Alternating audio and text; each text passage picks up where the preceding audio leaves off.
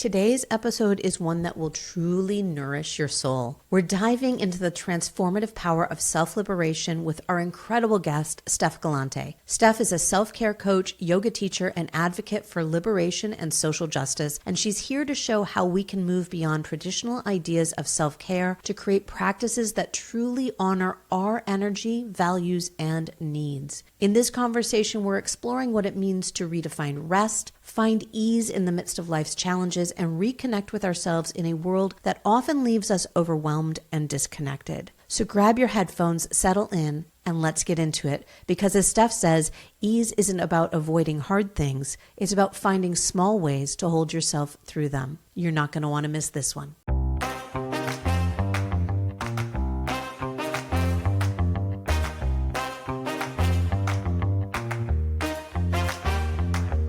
Hi there. Welcome to the Empowered and Embodied Show. I'm Kim Romaine. And I'm Louise Neal. We're two transformational coaches who are also fellow travelers on the path of growth and self-discovery.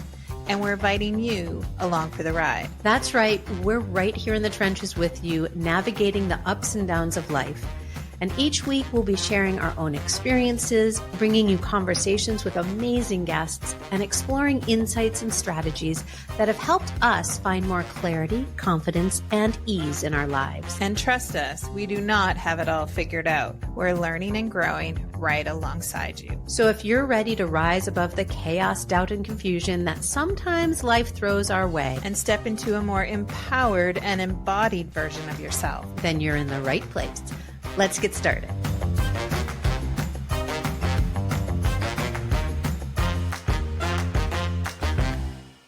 Well, hello, everybody. Welcome back to another episode of the Empowered and Embodied Show.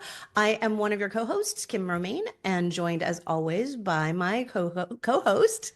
I'm Louise Neal. Thanks, Kim. And today our guest is so juicy. I'm so excited. My name is Steff Gallante. My pronouns are she and her. I am a self-care coach that supports people who are burned out and overwhelmed, maybe even trying to recover from perfectionism in creating self-care practices that are aligned with their needs, time, and responsibilities, as well as energy, so that they can create something sustainable for themselves to move through burnout and overwhelm, and maybe create a better pathway forward for them that allows them to have more ease in their lives, not just in their work, but in their home life and any other way that they're showing up in the world. My work very much focuses on liberation and social justice. And so often my work is kind of pushing up against the norms in society of what society tells us self-care and mental health and fitness and well-being and really anything that society is talking to us about. My work kind of pushes up against that. I'm based in central New Jersey. I am a Pisces. Woo! And also, wow. Oh yeah, 3 Pisces here. Really? Yeah. Oh my gosh, that's incredible. Love it. So amazing. I'm also an Aries moon and Leo rising, and so it's an interesting mix I've got. I identify as a person who is a person of color. I have a brown skin, medium brown skin, and I am the child of immigrants. I also identify in a female identified body. I am a parent. I have 2 kids, and I've worked in the fitness and wellness industry my entire career. And that's been a whole thing to kind of unpack and decide how it is that I feel about everything that I've been taught, things that have come out of my mouth for 20 odd years, under the guise of motivating people and getting them to, live their healthiest lifestyle. It's a whole lot. So I'm also a college professor. I teach courses at Rutgers University. I'm a yoga teacher. And I think I'll pause there. Beautiful. Beautiful. Thank you so much for sharing your part of your story, right? Because when we tell our bios, it's one I used to say, I'm going to tell everybody all about you. And the reality is when we share our this little bio, this little snippet into who we are, it is just a snippet. Mhm. And we so often forget that. All right, well, before we get too much further in today's episode, let's start today as we start every week. What are we celebrating this week? Yes. My tummy's growling. Louise gets excited about this every week. I do. Every I week. do. 2.5 years in, she's still excited about it. I know because it brings so much. It brings so much closure to my week, but it also sets my weekend and my next week up for success just Mm. by pausing and reflecting on what's gone really well.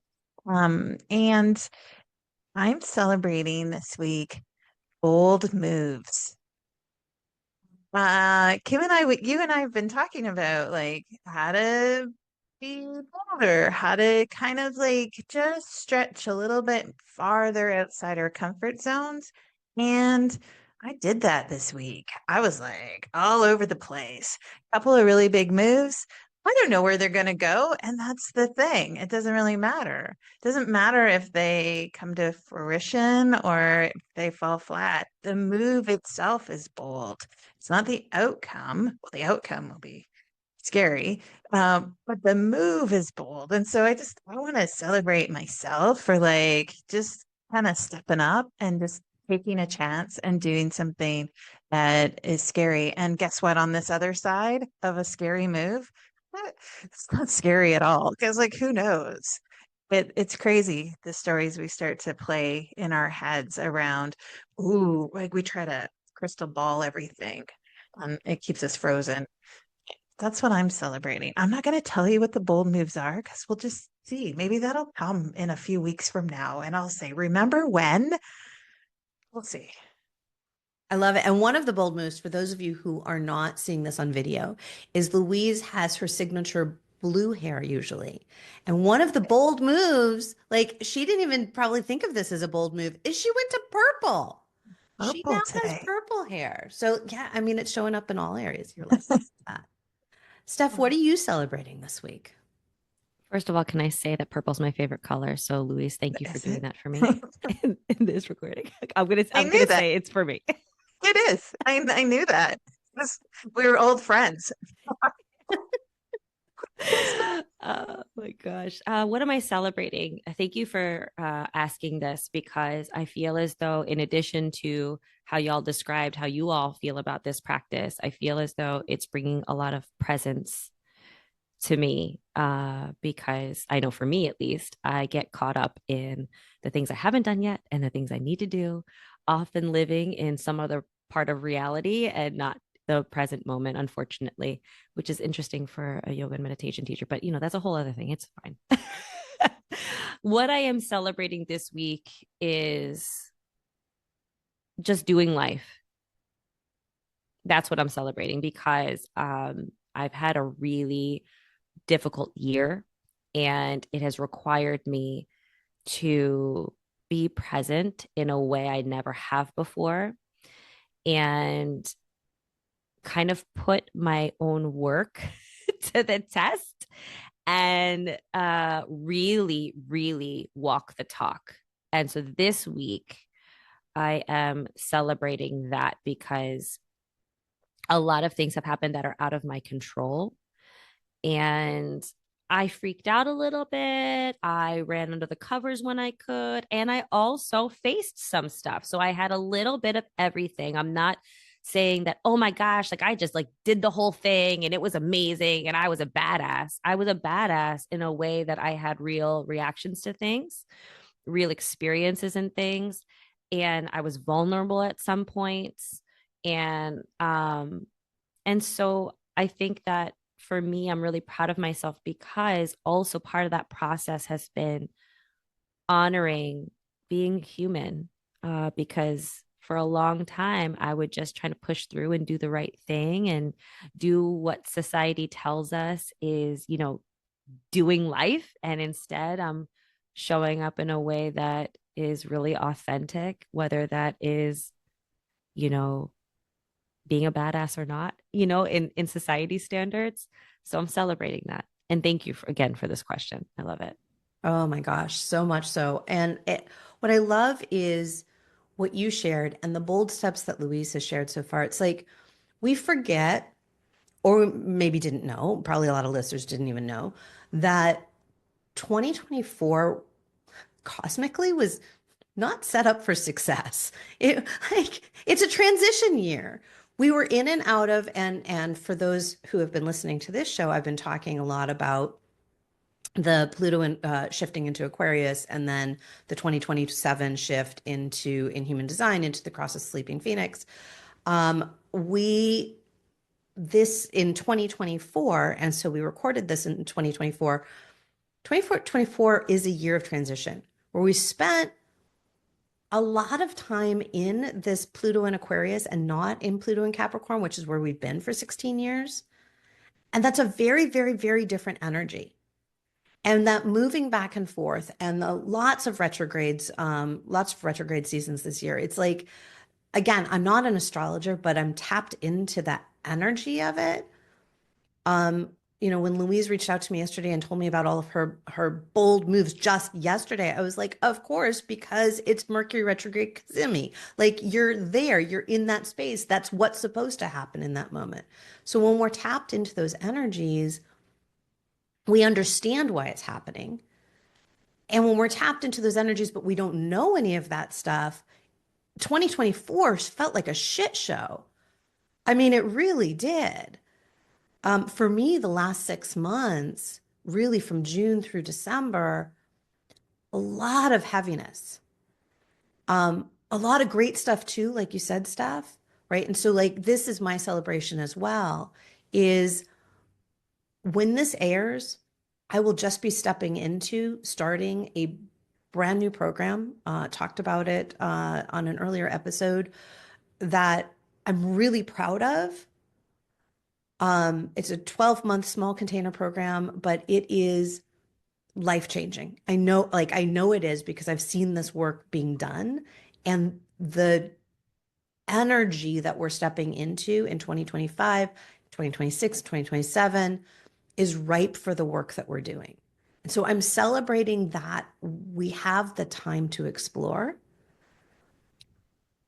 who we are and what allows us individually to move forward. So whether that's, diving back under the covers, which I am like my number one saboteur is avoider. So I get the diving under the covers really, really well. Whether it's going into people pleasing mode, right? Because that's another way that we deal with it. Whether it is showing up as the badasses that we are and kicking the door down and saying, hell yeah, I'm here. It doesn't matter, but we're facing it in the way that's aligned with us. And so I'm celebrating that we have this gift of that energy right now. And that the way that I'm working through it is to birth this program into the world in support of others, for sure, and in support of myself. Like, I'm going to be really honest with that. We don't always create containers like this just to be in support of others. I'm 100% in support of my clients, and I'm in support of me too. And I'm super excited about this journey. So that's what I'm celebrating right now. It's kind of all over the place, but that's what I'm celebrating. Hey, I'm a Manny Gen. I'm a double Pisces with an Aquarius moon, so I get to be whatever the hell I want. So, Steff, I do want to share a little bit more because there was one thing you left out when you were sharing about yourself. You didn't talk about this amazing podcast that you have. Now, we've had other guests from the Feminist Podcast Collective on the show in the past, and Steff is also an amazing co-member of that group. Tell us about your podcast just a little bit, and then we're going to dive into our big conversation. I appreciate you bringing this up. It's always the thing that I forget, and I have no idea why. Ooh, what's going on with your throat chakra? It must be, right? So my podcast is called Humaning the Shit We Need to Talk About. And essentially, it is really real, unfiltered conversations. For the first 2 years, it was mostly me talking into the ether about stuff that we face as humans living under the systems that the United States and a lot of the West has built under, and kind of calling out all the stuff that's wrong, that's making us unwell. We are made to believe that our well-being is in our own hands, and that when we are unwell in any way, or when anything is going wrong, or we're falling short of the mark, this is in any area of our life, that it is our fault. And that's bullshit.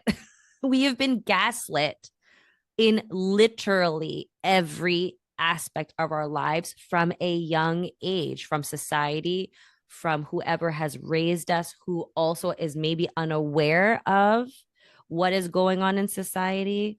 Maybe it was always cultural practices or familial practices or what we have seen out in the world. It's not. There are some people at fault, but a lot of times it is not the people who've cared for us. It's not their fault.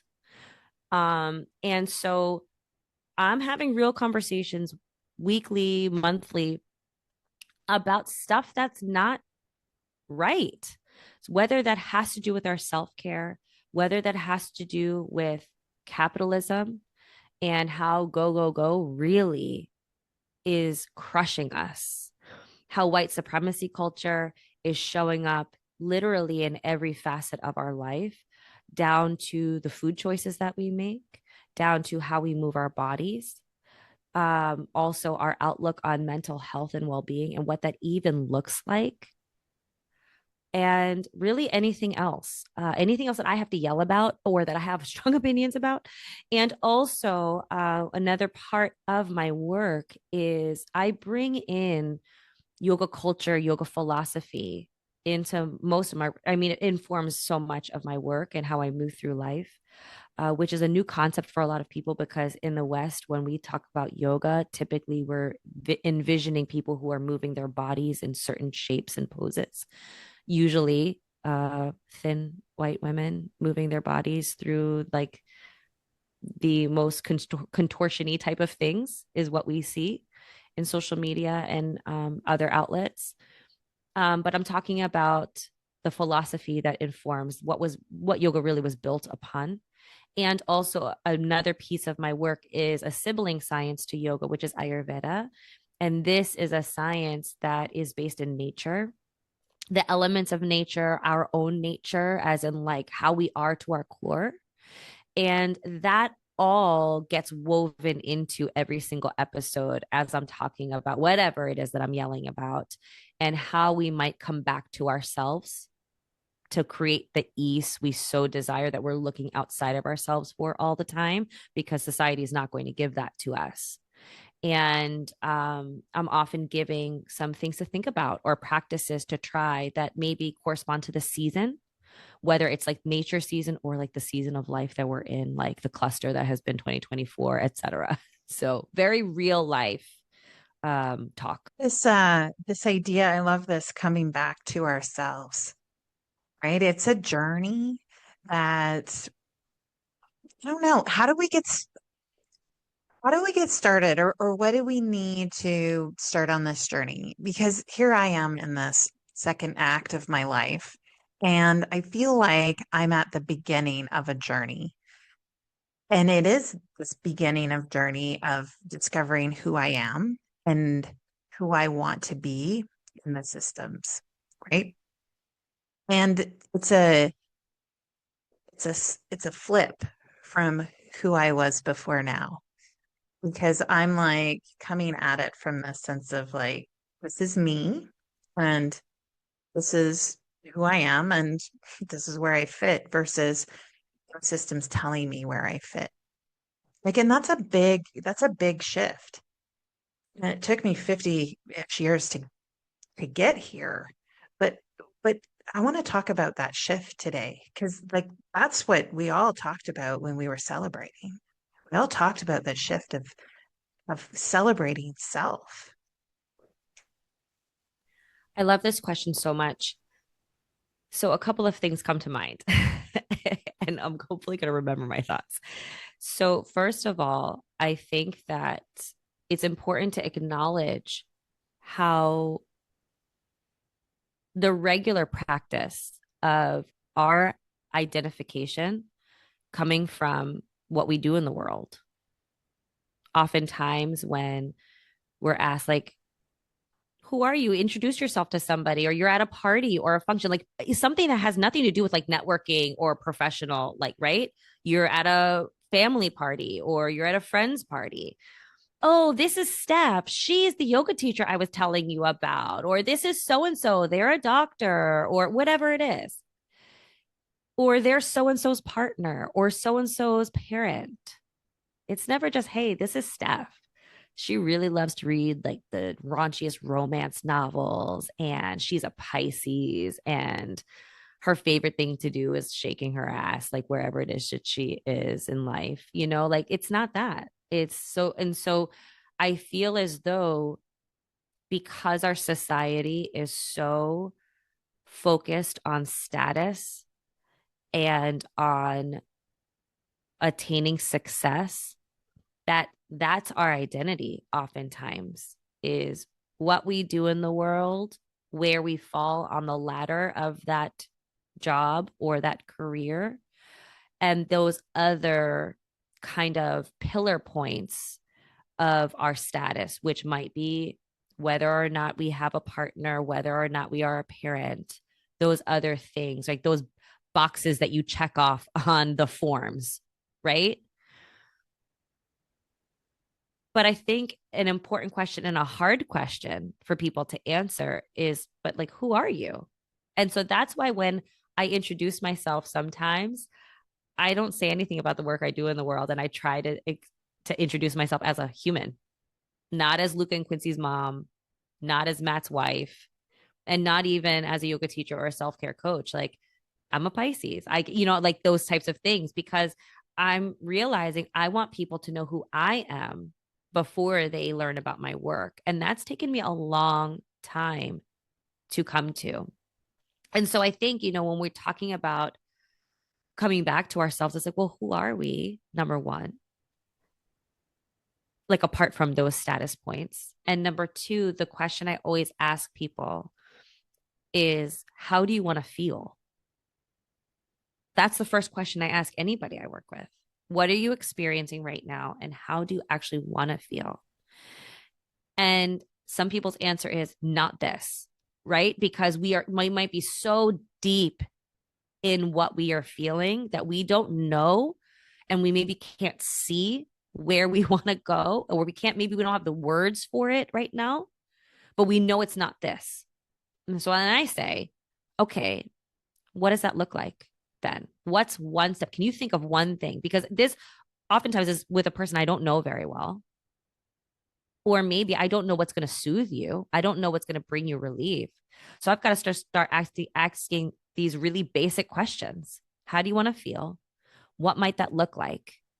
Can you think of one thing that might bring you the relief that you need right now? And then from there, I piece it out, because oftentimes what we can come up with in our head of how we can come back to ourselves and how we can honor what it is that we need and how we want to feel, it often feels very big and very grand compared to how we can actually show up right now, whether it's based on the support that we have, the resources that we have, time, energy, whatever it is. And then we find the smallest way to bring that to that person in that moment at some point that day or some point that week. And that's where we start.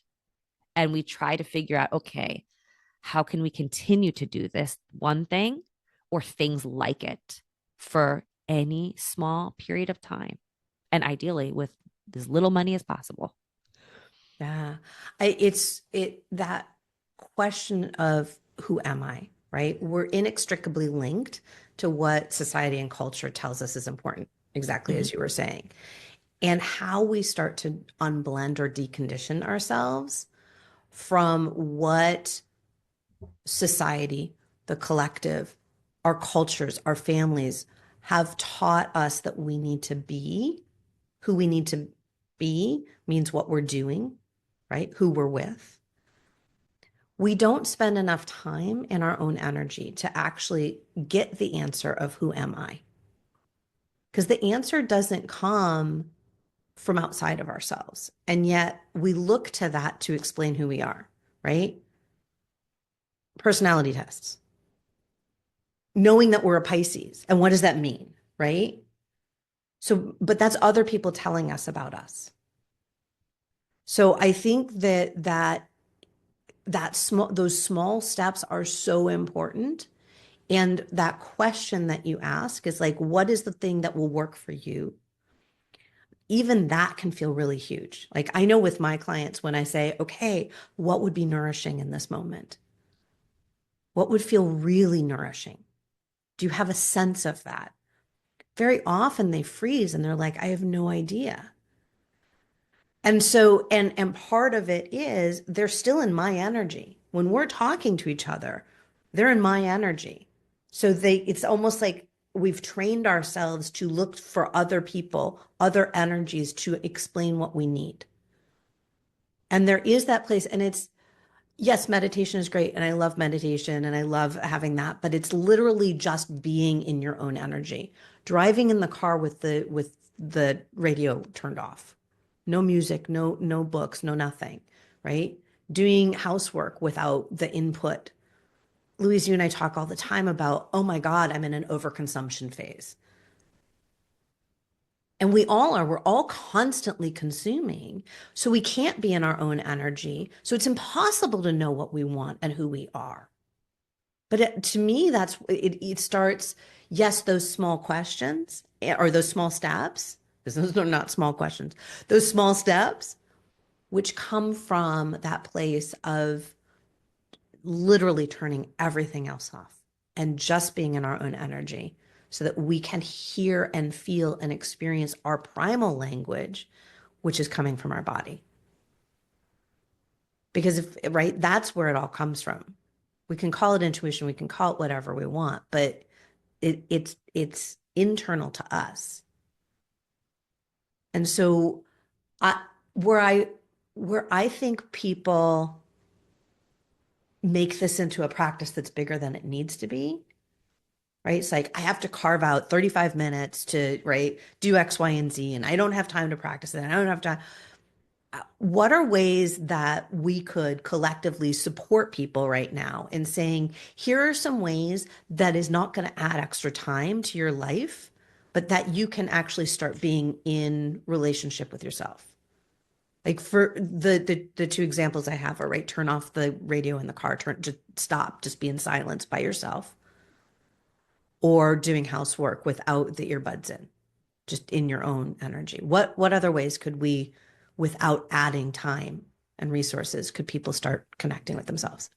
This is my favorite part of my work, so thank you for Woohoo! asking that. You're welcome. I think first of all, a really great place to start is whenever we're getting a message from our body, like we need to go to the bathroom. So instead of finishing that email or finishing like if you have the ability to walk away from your work or whatever it is that you're doing, like go to the bathroom, please. Please don't wait. I find myself doing this all the time, right? I'm cooking or I'm doing something with my kids and I'm like, oh my gosh, I need to pee. And I wait and I wait and I wait and I wait and wait.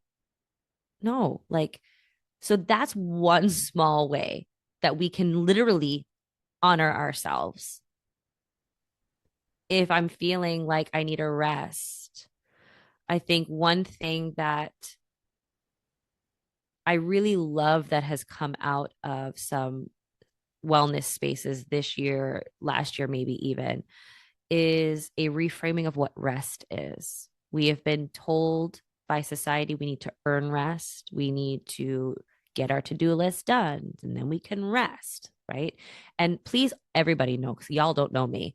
Whenever I say anything that sounds like I'm like criticizing society and you're like, wait, but I do that. Please know there's no shame. That's not your fault. This is not me criticizing you, because mostly everything I'm pointing out is stuff that I have had to undo about myself too. So please know this is not me judging.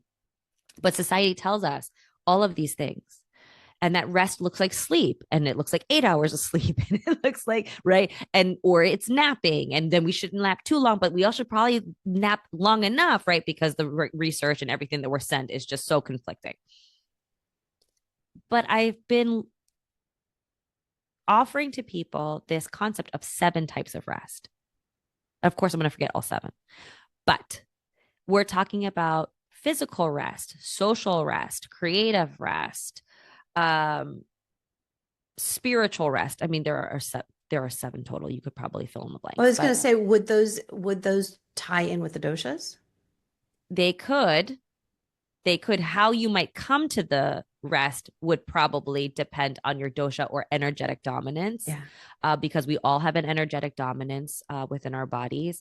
You may notice this for it's very, very lightly. I mean, this is like very surface level, but is your natural tendency to be more creative and flexible, both like in your mind, but also maybe in your body. And also, when you're overwhelmed or overstimulated, you tend to get really, really unsettled and feel ungrounded and worried, anxious. That's one type of energy. And so the energies have kind of like a way that really like works for you when you're balanced, and then a way that shows up like how is it aggravated. So the unsettledness would be how that particular energy is aggravated or feeling when it's too heightened. Another type of energy that's within us also is an energy that fuels our motivation and our go-gettedness, if you will. That also, when it's kind of out of whack or too heightened, makes us very critical, easily angered, and put those blinders on, or so that way we only see one thing and we will push through no matter what. Like we will forget sleep, we will forget everything else, forget anything else, and just get this thing done. That's that energy that is when it's too aggravated. And then we have a third energy that exists in our calm and our peace and our loyalty, the steady people in a storm. But too aggravated, too heightened looks like being resistant to change and feeling stuck and lethargic. It's the energy that, when it is untended, will kind of foster depression as well. So when you ask about the doshas, I mean, based on how we are currently experiencing our energy or where our balance lies, may have us coming to rest differently. So that's number 1. Number 2, for instance, you might have a type of rest that you do. Like, for instance, like if we're on the screens all day, we might just close our eyes for a moment or look away from the screen or look outside, change the focal point, even for 30 seconds. And that can be really restful in terms of that stimulus that way. But maybe then you tune in audibly. And so it may be heightening. So you may have something that's restful in one way, but heightening in a good way in another way. So then I might start to hear birds chirping or the traffic outside or something going on, right? That's like, oh, it's grounding me in the present moment, and it's bringing my awareness to something else. That's just an example. This can work in so many different ways, but that has been really helpful for myself and also my clients in talking about what is rest really. And basically it is allowing ourselves to step away from stimulation, whatever the stimulation is. And when we are talking about many people living pretty normally overstimulated and dysregulated, I mean, when we talk about rest, sleep, good quality sleep, that's not always accessible to everyone. Meditating, not always accessible to everyone. And not to, put a wrinkle in your offering of turn the music off. Yes, I love that. I'm often in silence, but it takes a lot of practice in order to get to that place where you can be in silence with yourself. Because for a lot of people, that's when their mind goes. That's when the to-do list is like, oh, reminding them all the things they forgot to do or the things that they still need to do. So it's hard to get to even that place where you can be in silence with yourself or in relationship with yourself. I'm wondering what your thoughts are with that in terms of, because from my practice and then the practice that I work with my clients is it is very uncomfortable when we get to that place of silence, and there's a lot of resistance, right? And a lot of people will reject that. And what I experienced and what those clients that are willing to go through that process find is that's the clearing that needs to happen. right? We have to have the gazillion thoughts flooding through, and we have to have the mind chatter. We have to have the to-do list that comes up.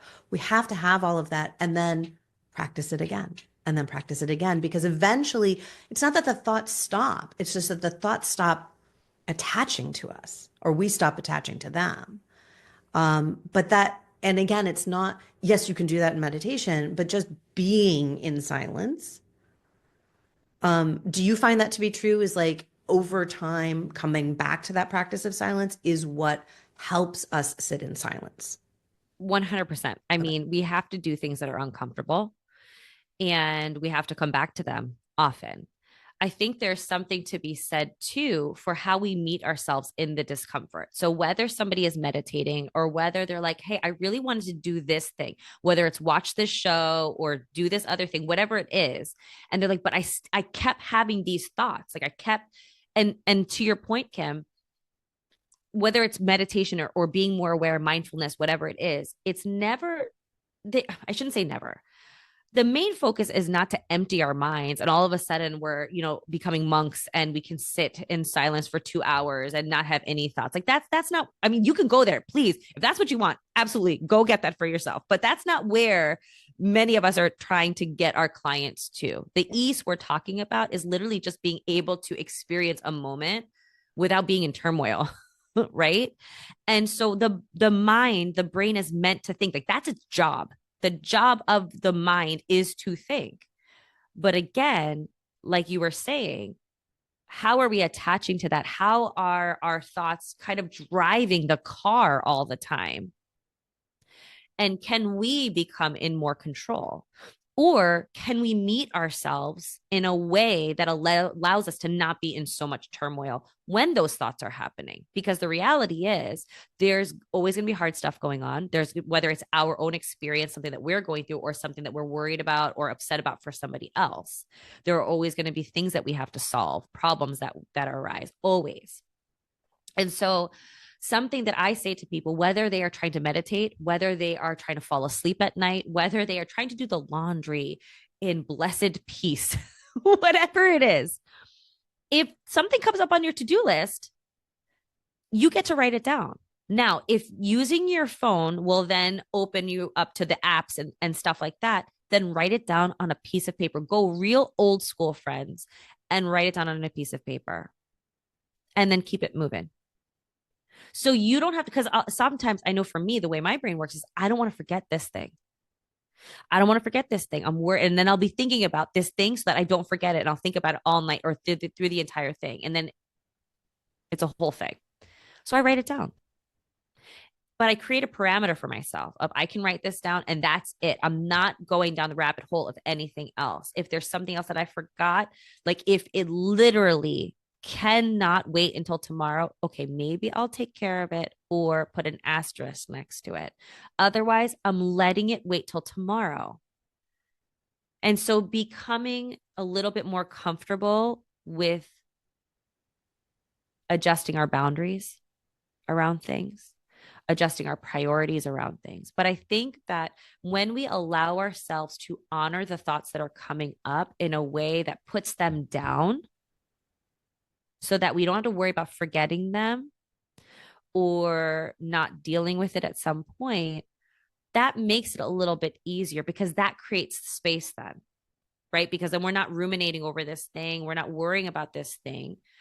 And now we've got to put it down. So then it creates space. And that's what we're going for. We're trying to, when mind is always going, we want to try to slow things down and create more space in between the thoughts. Even if it's the same thought, where we're just creating a little bit more space and the ease is in the space. Does that answer the question? Yeah, 100%. Louise, you just popped off the mic. What? Yeah, it's that cognitive load that we don't even recognize as weighing us down when we have these things that we're trying to hang on to so tightly in our minds. And it is creating space, however that comes for you, right? It can come down to like just get it out. Some verbally, right? Some physically through journaling or a to-do list. Like creating space is that allows us to come back to self, because it's only in the spaces that we get to be self, right? That we get to be with self. So I love that. And we often forget how heavy this cognitive load is. All of these things we're consuming, all of these messages, all of these moments of consumption weighs us down. And so how do we put that down? And we find our way through that. And you're right, both of you. It doesn't have to be this huge, big thing. When we put a pebble down, like, we're lighter. We might put boulders down. Eventually, pebbles add up to be boulders. What we're talking about is, how do we just put something down so that now we are a little lighter, we have more space, we can look at problems differently, we can look at things differently, we can see ourselves differently without all those labels and attachments. Yeah, absolutely. I think that, and I know you love the pebbles and the rocks and the jar and putting them in, the whole metaphor there. It is, it was interesting because when Steph had said, like, who's driving the car, right? Very often, Louise, you're like, who's driving the bus? And in the bus, like, who's throwing the bologna sandwiches and the juice boxes? And I know we have that conversation so much, and that's what's coming to mind as we're talking about all of this is that state of overwhelm, right? Steph, I know you talked about burnout, right? That excessive level of stress. And yet, my guess is the vast majority of people who are listening to this, and even those that aren't, but we would invite you to listen to particularly this episode, are in a chronic state of excessive stress right now. There is so much happening in the world around us, and we're trying to make sense of it while it's happening. That is a cognitive load because we are walking around in dissonance. The world isn't how I expected it to be. This is not the life I expected to have. This is not how I expected humanity to respond and react in the world. That's a huge cognitive load. And so when people are saying they're overwhelmed, they're stressed, they're burnt out, yeah, on steroids right now. Because it's really hard to put down those pebbles when you don't feel safe. And yet it's so necessary because as we talked about at the beginning of, like, in each of our celebrations, we're celebrating self. And one of the things that I've been really clear with myself about as the world has felt tilted on its axis and how I work with my clients is being very clear with a 4-step process of, you take care of yourself, put down the pebbles and, if you can, the boulders that are not working for you right now. Then help those that are closest to you. Those can be, right, your family, your friends, your colleagues, your clients, whoever is in that immediate circle for you. Step 3 goes back to step 1, which is protect your peace at all fucking costs. Do not let people rock that. That is yours. And then and only then, if you're fully resourced, reach out to the greater community, out to the collective. Because right now, the world is so tilted, we have to put on our oxygen masks. Otherwise, this little experiment called humanity, I don't see how we survive. And that is a very heavy cognitive load that I'm dealing with every day. And so I'm finding my pebbles to put down. Like, how are the two of you dealing with it? So for me, something I was sharing with my clients this week, actually, as we are heading into winter, is I was annoyed a few weeks ago as I started to see reels on Instagram, well-meaning reels on Instagram with things that say something like, well, the bears hibernate, you get to rest too. The trees, they lose all their leaves and then they go through the whatever process that all is called, and then they bloom in the spring. And these are all true things. And we do deserve that. But then I said, but the trees and the bears don't live under the systems of capitalism. They don't have to produce. If they don't, they don't have bills to pay, right? There's no consequence to them. And so the sentiment I understood it. But we are at the point, to all the things that you just said, Kim, we are in a place we have not been yet. And also based on your identities and the intersection of them and the way you move through the world, even more so unsafe. And also, I know for me, like as a brown person walking in this world, I'm like, wow, this was an overwhelm I did not need. And also, I'm privileged in many of my identities to not have certain issues or worries. What I have found myself realizing is that conversation we have been having for a few years now of what does balance look like in our lives?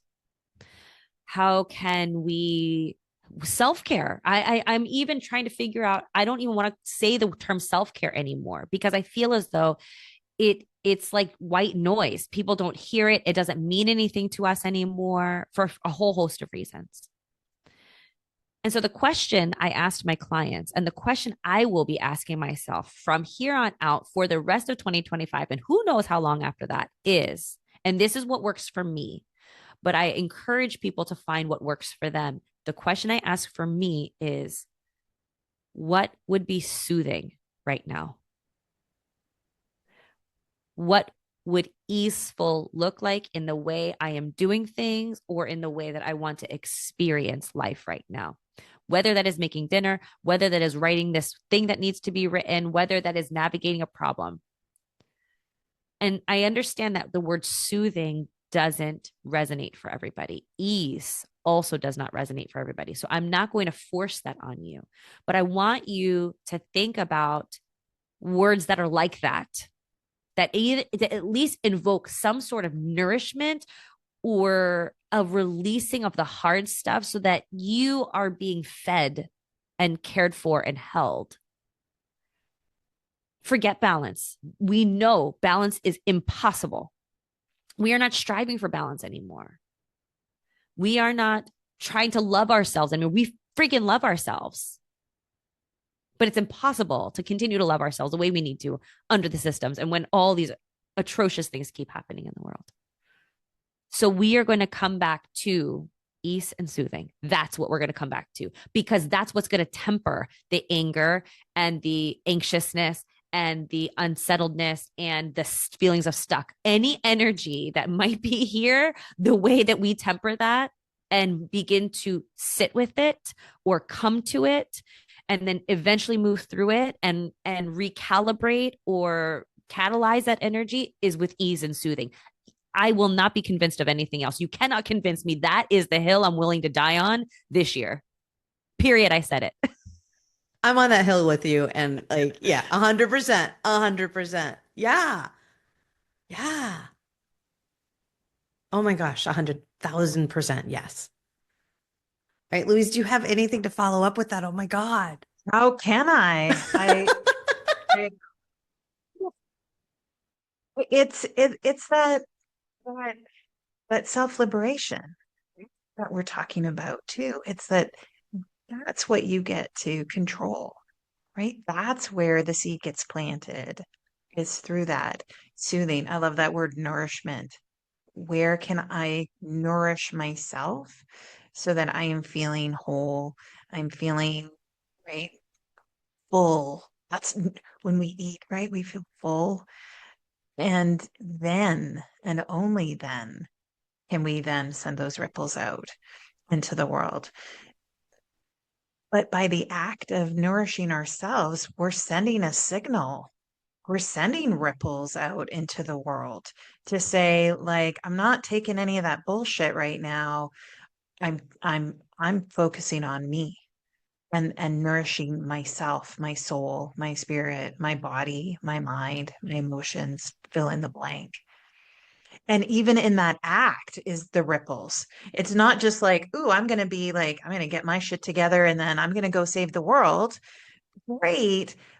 But getting your shit together sends out those ripples in itself. It sends out that energy to say, hey, like you get your shit together too, whatever that looks like for you.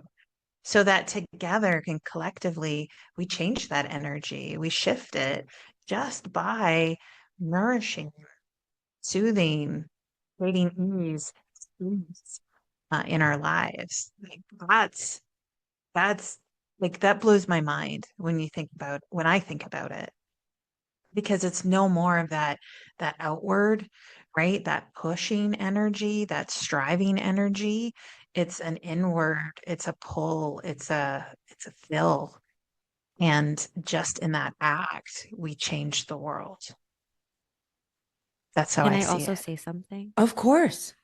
So to that point that you just made, Louise, about it, when we nourish ourselves and when we focus on ourselves, it's not at the detriment or ignoring the community. It is not, that whole like self-care isn't selfish thing, right? I I cannot stress this enough that when we are nourishing ourselves, when we are able to be with ourselves, when we are aware of ourselves, that is community care. That is collective care. Yep. Activism, outwardly supporting financially, showing up, however it is that you are showing up in the world in service of others, that is directly supported by the way you show up to yourself. Because it's not, when we are talking about serving others, when we are talking about serving our work, however it is that we are showing up with energy outside of ourselves, it's not just what we do that is important in terms of filling the need somebody has, buying the thing that they need, giving them money, providing them with your time. It is mitigating the harm we cause in the world. That's, for me, the number one community and collective care practice is mitigating harm. And we harm not just through inequality, inequity, but we harm in the energy that we hold within ourselves and the energy that emanates from us. When we are not well with ourselves, when we are not in right relationship with ourselves, it is noticeable. It is, for some of us, palpable. Mm-hmm. It is noticed in the way you carry yourself, in the looks that you make, in the facial expressions that you have. It is evident not just in what you say, but what you don't say, as well as all the other actions. And so when we are, and so I cannot stress this enough, like how so many of us, even people within the liberation and social justice spaces, we are so focused on how can we show up for equity? How can we show up to inequality? How can we show up for this group and this group and this group? And yes, all of that is needed and necessary. But if you are dysregulated and you are unaware of how you are being an asshole out in the world, it's not worth it. And you're going to continue to cause harm in ways that you're not meaning to, of course, that you never intend to, of course. And also, you got to stop being an asshole to yourself too. And so I need to say, like, when we are talking about all of this embodiment and coming back to ourselves, and why it's so important is because the ways that you want to show up in the world and the ways you want to care for people, it literally depends on you making sure you're mitigating harm and creating as much ease and nourishing and soothing within yourself as possible. Well, that's where it comes from, right? And when we talk about collective healing, healing the collective and collective liberation, it cannot come from external. It can't come from us just doing the work outside of ourselves. It has to start with the work inside of ourselves.